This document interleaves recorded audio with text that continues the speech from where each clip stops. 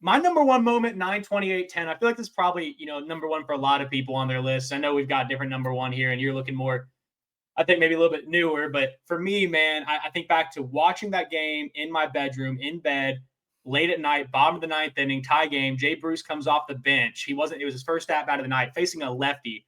First thing the announcer says is hitting like 170 on the year against lefties. First pitch fastball, right down the middle at his knees. He jacks the ball, and Tom Brenneman goes high drive, left center field.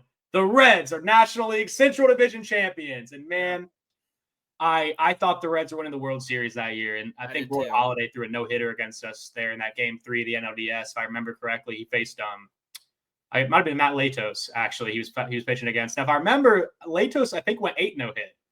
It was whoever was pitching against, man, it was a solid game. And yeah, it was a good game. I just don't remember.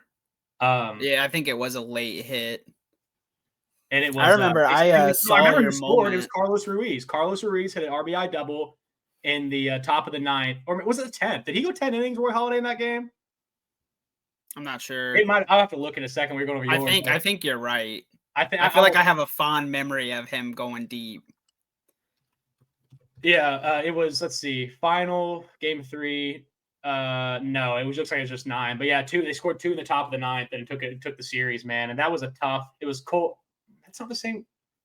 I'm getting stuff mixed up here. This was going off of that. Jay Bruce was always one of my favorite Reds. Obviously, Joey Votto, of course, but back in the early 2010s, Jay Bruce. I actually met him for a lunch at Great American Ballpark. I have a baseball signed to Kyler from him. I'll have to dig it out of the archives, wherever it is. But yeah, I always loved Jay Bruce, and that was definitely a very electric moment to be a Reds fan. Yeah. But